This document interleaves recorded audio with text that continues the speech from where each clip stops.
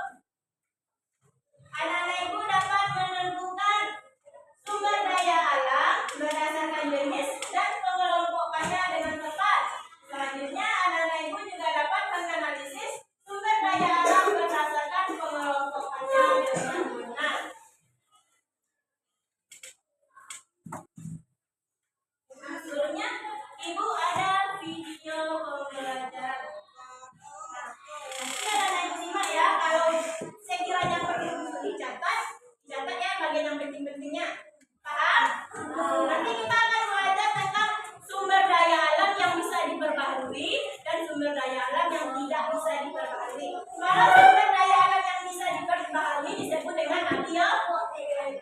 Disebut dengan biotik. Kalau tidak bisa diperbaharui disebut dengan abi. Beda A dengan B.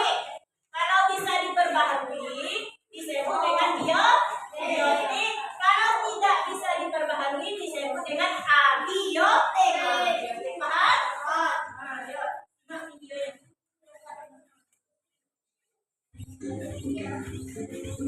Halo teman-teman, kita ketemu kembali di kanal Ayo Jadi Juara. Kali ini kita akan belajar ilmu pengetahuan alam dan sosial kelas 5, bab 6, Indonesiaku Kaya Raya. Topik yang akan kita bahas adalah topik C, yaitu Indonesiaku Kaya Alamnya. Materi ini sudah kurikulum Merdeka ya?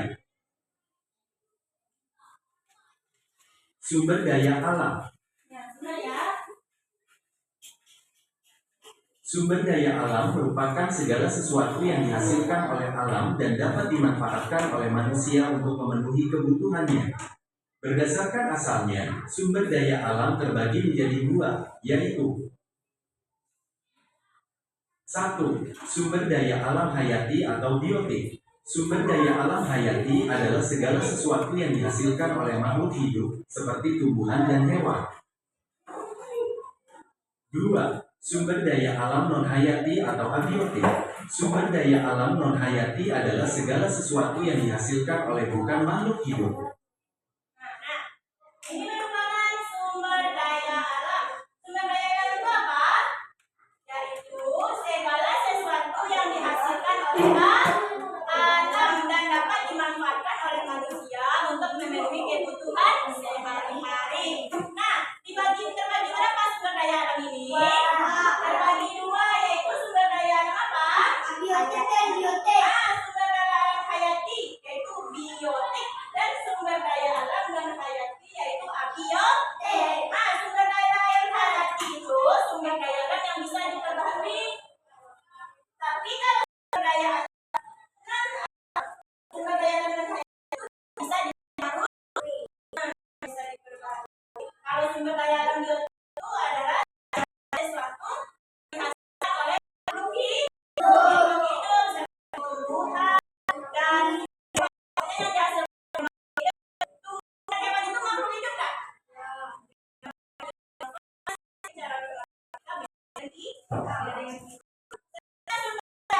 Hayati yaitu sesuatu yang dihasilkan bukan manusia untuk minyak bumi, gas, matahari, tanah, air, minyak, airlah.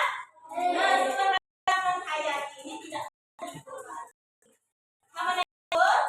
Kalau sumber daya non hayati ini tidak dari makhluk hidup.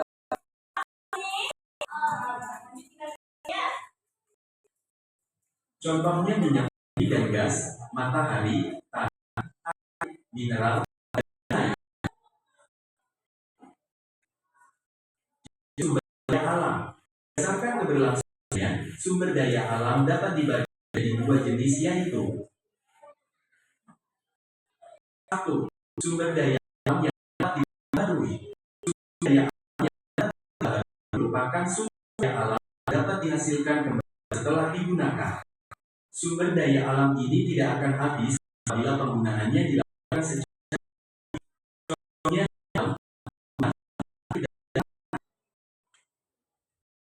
dua.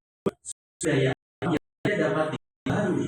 Sumber daya alam yang tidak dapat diperbaharui merupakan sumber daya alam yang bisa dihasilkan kembali tetapi memerlukan waktu yang relatif lama.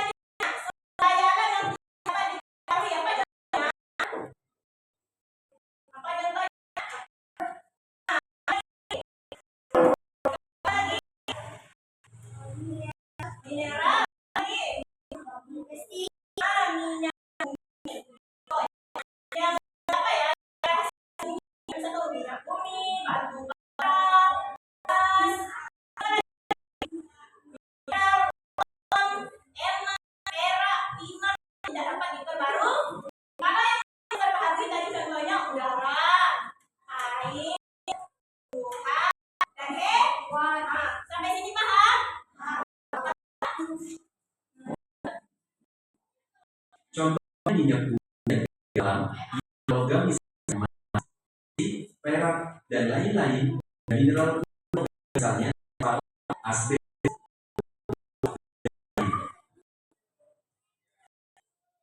Manfaat barang hasil pertambangan memiliki banyak manfaat, di antara minyak bumi yang biasa diolah menjadi bahan bakar seperti bensin, solar, kapur, dan gas LPG. Minyak bumi pemanfaatannya bisa menjadi apa tadi katanya? Bensin, apa lagi? Gas LPG, itulah minyak bumi bisa dimanfaatkan. Untuk bensin seperti solar, untuk kendaraan, motor kan pakai bensin tuh. Solar untuk bisa bakar, itu contohnya pemanfaatan minyak bumi. Minyak bumi bisa diolah juga menjadi oli, lilin, minyak tanah, dan bahan pembuatan plastik. Gas alam adalah gas yang terkubur di bagian bawah lapisan bumi. Gas alam bisa diolah menjadi pembangkit listrik, bahan bakar kendaraan bermotor atau bahan bakar gas DBG, dan sebagai gas kota pengganti LPG. Nah, apa memanfaatkan gas alam? Sebagai pembangkit listrik. Terus apa lagi tadi? Sebagai untuk gas LPG. Gas LPG, gas yang dipakai oleh mama itu menggunakan gas LPG. Dari hasilnya gas alam.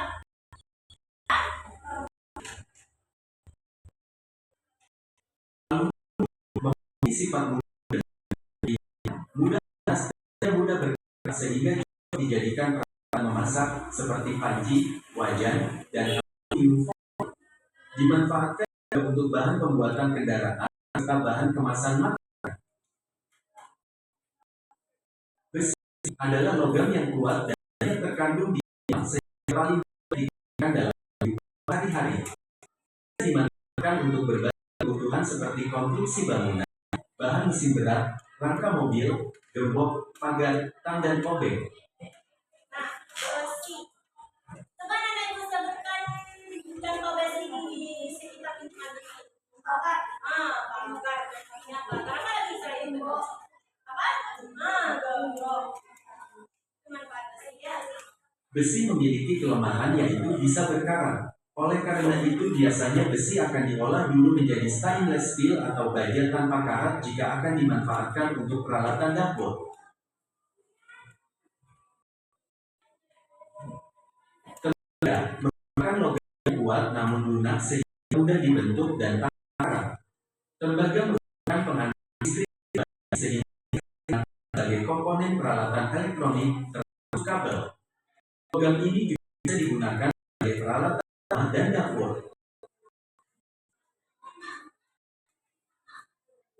Dan pengambilan sumber daya dan upaya pelestariannya. Berikut adalah dampak dari pengambilan sumber daya alam dan upaya pelestariannya. 1. Banyaknya hutan gundul. Hutan gundul disebabkan adanya penebangan secara besar-besaran. Akibat dari penggundulan hutan adalah banjir. Hutan gundul menyebabkan air hujan mengalir ke banyak tempat karena tidak terserap oleh akar tumbuhan.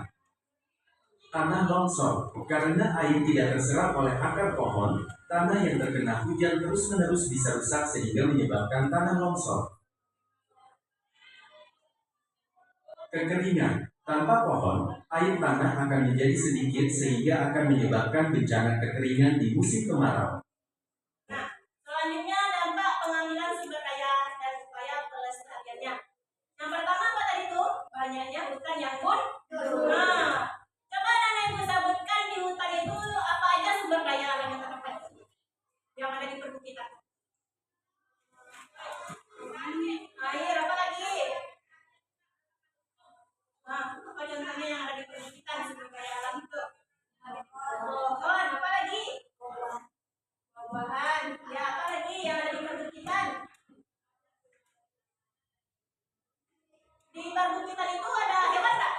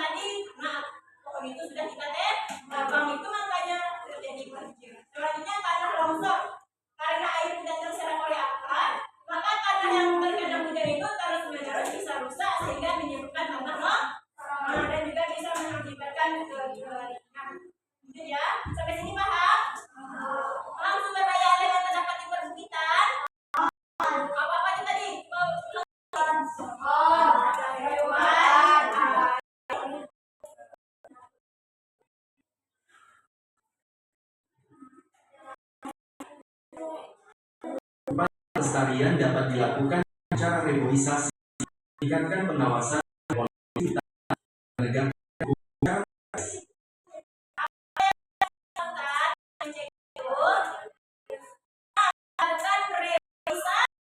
Reboisasi itu tahu ada nggak itu? Reboisasi itu melakukan penghijauan atau kita menanam kembali pohon-pohon yang sudah rusak, itu namanya reboisasi. Nah juga kita juga perlu meningkatkan pengawasan, misalnya diberikan sanksi kepada orang-orang yang menanam pohon secara diberikan kena undang-undang. Paham tuh? Kan ada tuh kebanyakan yang polisi hutan, ada tuh polisi itu razia kan di hutan itu, ada nggak manusia itu melakukan perburuan liar atau perburuan liar, itu kan polisi mengawasi hutan-hutan tersebut agar tidak terjadi itu. Paham kan ibu tuh? Apa upayanya tadi? Melakukan apa tadi upayanya? Reboisasi atau penghijau, dan memberikan sanksi kepada orang-orang yang melakukan penebangan lingkungan. Dua, rusaknya hutan bakau. Hutan bakau berfungsi untuk menahan gelombang air laut dan sebagai tempat hidup berbagai hewan dan tumbuhan. Kerusakan hutan bakau akan mengakibatkan pengikisan pantai yang menyebabkan longsor, erosi pantai, banjir. Itu rusaknya hutan bakau. Itu dampak dari itu kan, dampak dari pengambilan sumber daya. Yang pertama tadi dampaknya kerusakan hutan. Yang kedua rusaknya hutan bakau. Bisa terjadi erosi di pantai. Contohnya bisa kita lihat di pantai Muaro. Nampak kan teman-teman ibu, pohon pinus itu udah banyak yang udah banyak yang tumbang, itu akibat dari abrasi, pengikisan oleh air laut itu kan lama-lama makin ke tepi itu ombaknya, dan pohon bakau itu tidak sanggup lagi untuk menahan ombak yang besar itu, makanya banyak pohon pinus itu yang tumbang. Apa yang bisa kita lakukan untuk mengatasi itu? Bisa kita menanam kembali pohon-pohon Upaya pelestarian hutan bakau dapat melalui reboisasi hutan bakau serta membersihkan hutan bakau dari sampah dan limbah. Tiga, lingkungan yang rusak akibat pertambangan. Pertambangan adalah usaha pengambilan sumber daya alam yang biasanya berada di perut bumi. Berapa dampak dari kegiatan ini adalah kerusakan hutan di daerah tambang, pencemaran udara akibat debu dan asap, pencemaran air dan tanah akibat limbah buangan tambang. Yang ketiga dampaknya itu lingkungan yang rusak akibat pertambangan. Kan orang-orang tuh mengambil emas itu letaknya di mana sama kayak batu bara, di mana letaknya? Di dalam tanah. Nah jadi proses orang mengambil batu bara itu dibom terlebih dahulu, karena itu agak gembur, nanti baru diambil sama itu. Sejak itu apa namanya itu? Karton. Baru diganti. Itu tuh proses pengambilan batu bara dan emas yang ada di Papua. Nah itu prosesnya nanti dibom terlebih dahulu, tanah tuh kan keluar tuh, baru diganti sama. Gara-gara itu akibatnya bisa terjadi kerusakan hutan di daerah tambang. Hutan itu menjadi gundul karena kebanyakan yang diambil di tempat emas itu di daerah perbukitan. Dan juga bisa terjadi pencemaran air dan tanah akibat limbah buangan dari tambang tersebut. Dampak dari pengambilan sumber daya alam. Selanjutnya Upaya pelestariannya yaitu pengolahan limbah tambang dengan baik dan perbaikan lingkungan setelah kegiatan pertambangan selesai. 4. Terancamnya populasi jenis hewan dan tumbuhan. Pemanfaatan flora dan fauna yang tidak diikuti pelestarian akan berakibat kepunahan. Misalnya, ikan hiu yang diburu untuk diambil siripnya, orang hutan yang semakin terancam karena hutan tempat tinggalnya semakin berkurang. Tanaman cendana yang hampir punah karena pemanfaatan dan pelestarian yang tidak seimbang. Nah, dampak selanjutnya yaitu terancamnya populasi jenis hewan dan tumbuhan. Terancamnya flora dan fauna. Contohnya di daerah perbukitan tersebut kan tidak hanya air yang terdapat di perbukitan, dan juga terdapat tumbuhan dan hewan. Kalau hanya di kebang, contohnya rumah padat tak ada, mana pada mengungsi.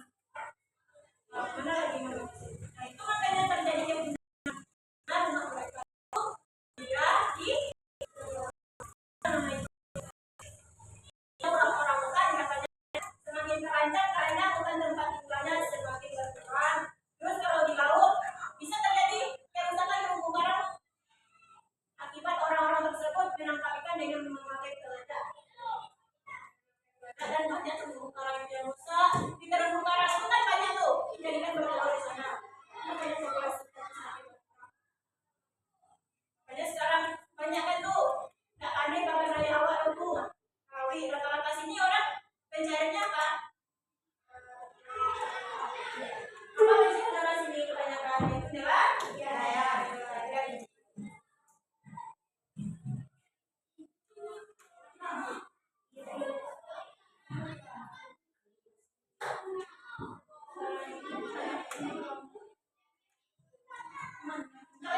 Jangan ada yang ribut ya.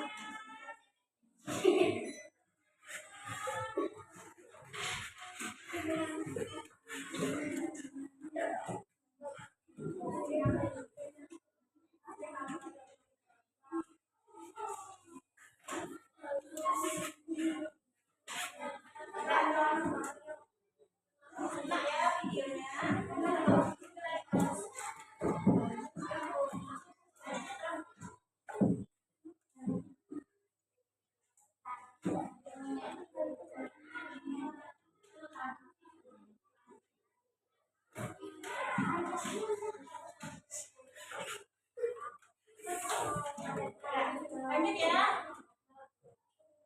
Masih fokus? Nah, coba kita tepuk fokus dulu. 1, 2, 3, tepuk fokus. Melihat, mendengar, mengingat, fokus, fokus. Ya, lanjut.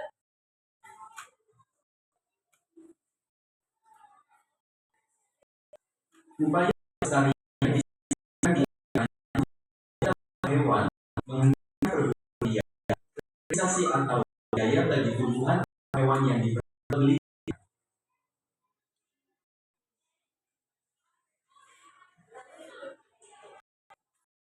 Selanjutnya kita membahas beberapa pertanyaan esensial yang ada di halaman 178.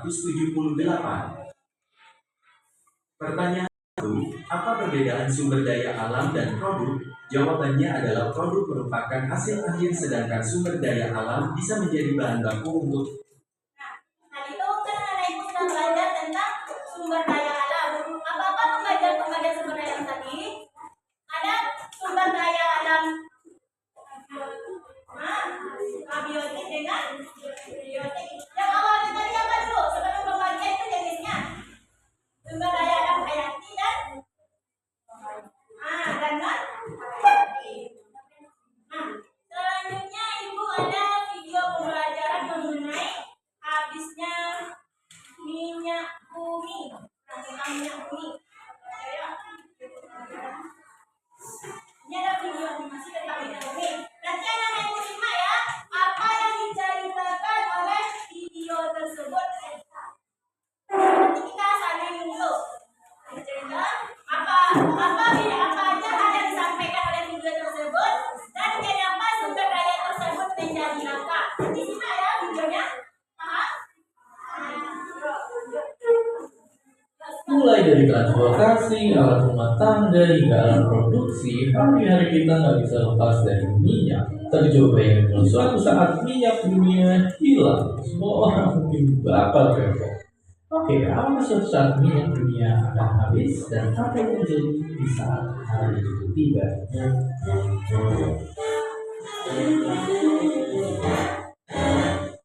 Jadi ada penelitian bilang kalau minyak bumi nggak bakal habis nggak lama lagi.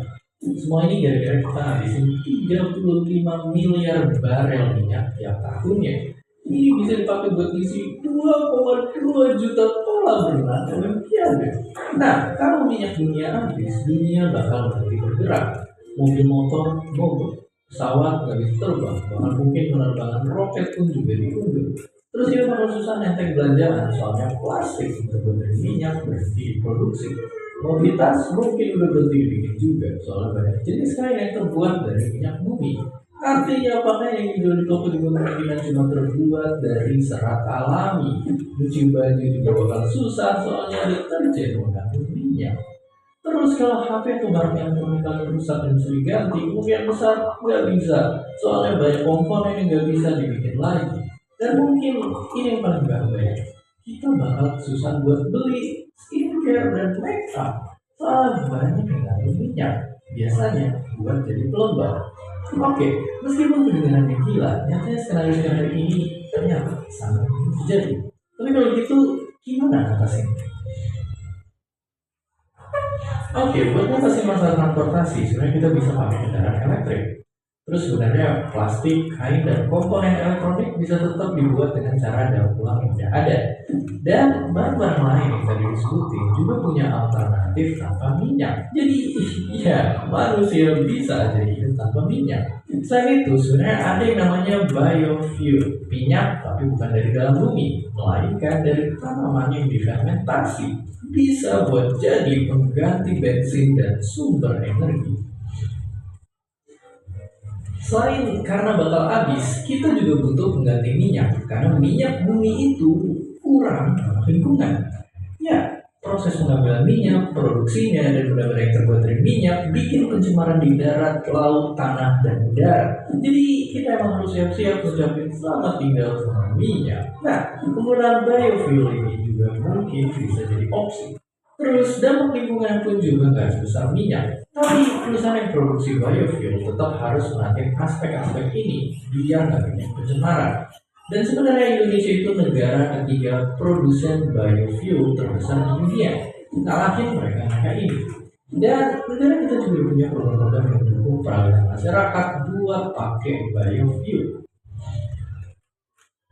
Ya, jadi ternyata kita mungkin bisa aja hidup tanpa minyak asal punya teknologi yang tepat. Kita harus mulai siap-siap dari sekarang biar generasi penerus kita nggak kaget jika minyak udah kita lenyap.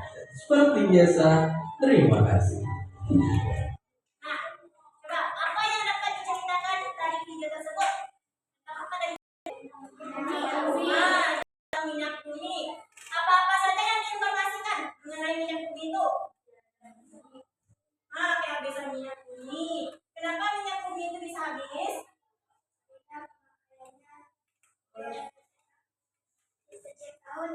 Karena pemakaian minyak bumi itu secara terus menerus karena minyak bumi itu banyak penggunaannya dari mesin kendaraan apa lagi katanya kosmetik aja pakai minyak bumi. Habis itu apa lagi? HP, peralatan rumah tangga, plastik, banyak penggunaannya. Itu makanya minyak bumi itu terancam akan habis. Tahu nggak kalian proses gimana dapatnya minyak bumi itu? Minyak bumi itu dapatnya dari kayak seperti hewan-hewan mati yang terkubur dalam laut.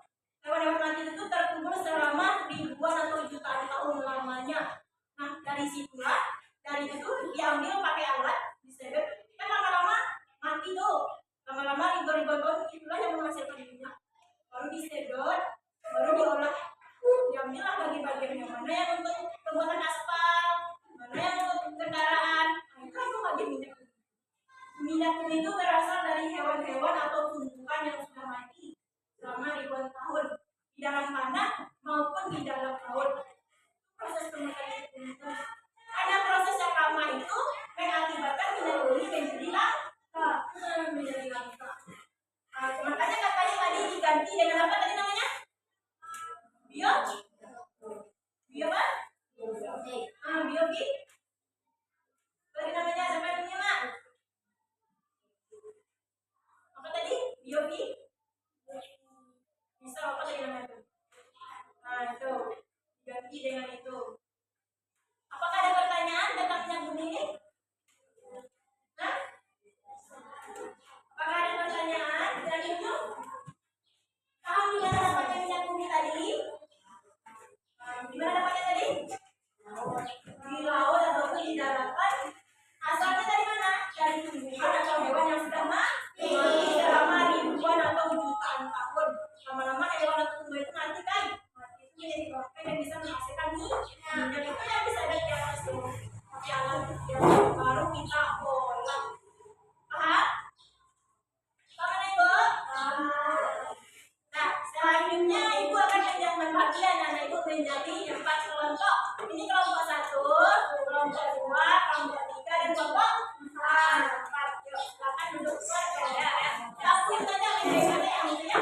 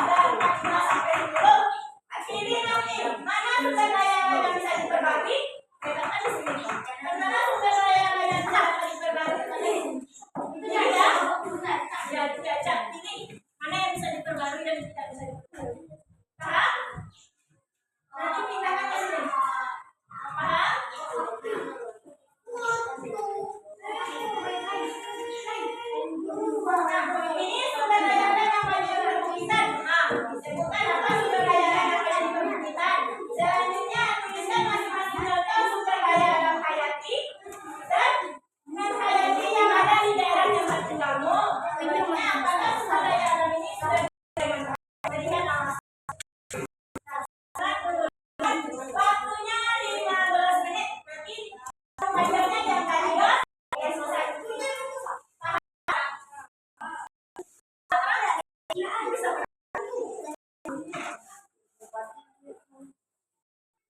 bikin ya, bekerja sama dan pokoknya.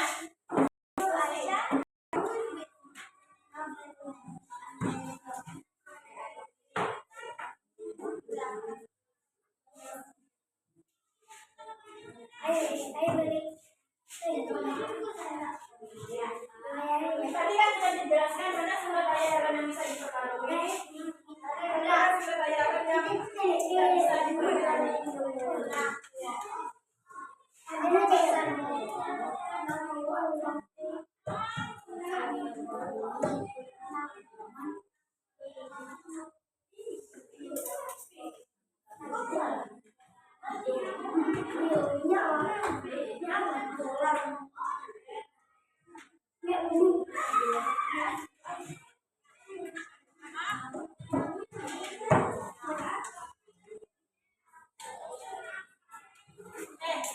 Bekerja sama dengan kelompoknya nanti saya kena kasih ada. Bagi teman-temannya dia. Sama-sama jawabnya. Itu kan ada lima tuh, dapat 5 diperbarui, dapat 2 yang tidak diperbarui.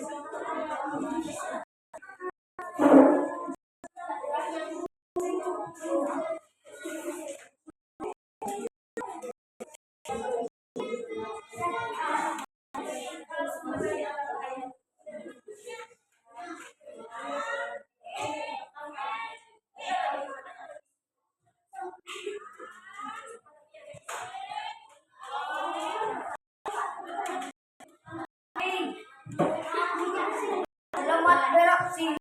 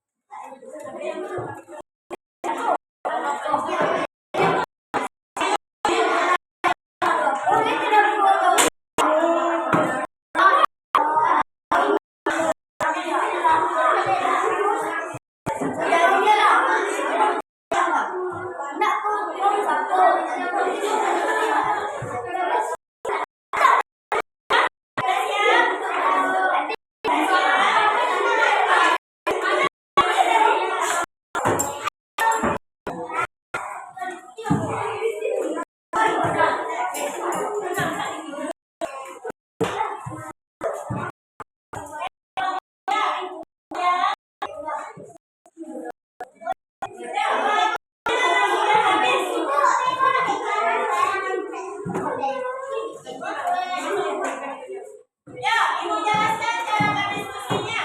Nanti kalau ada yang kelompok lain yang mau bertanya, silakan bertanya ya. Memberikan saran dan masukannya. Terus, dan tugas siapa yang mau dikerjakan? Nomor 2, nomor 3, dan nomor 4. Siapa yang mengerjakan?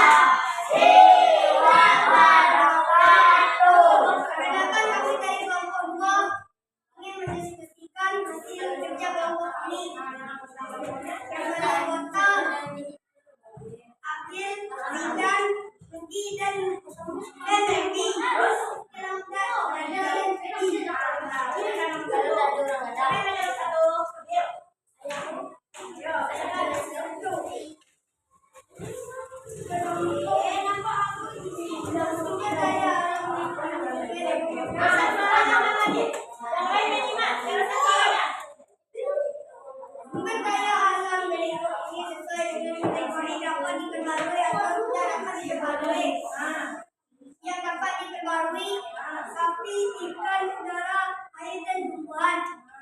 Tidak dapat diperbarui minyak bumi, emas, gas, alam, tenaga, batu bara.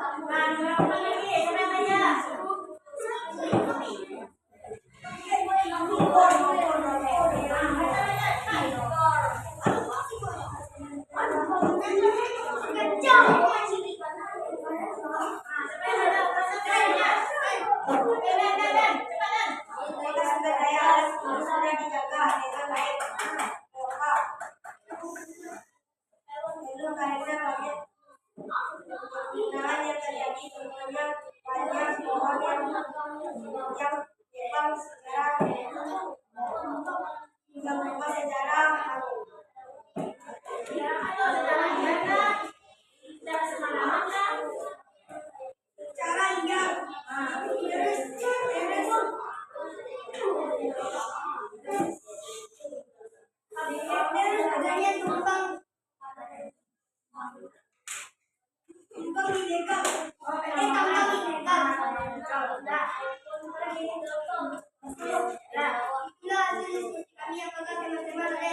Sebutkan namanya.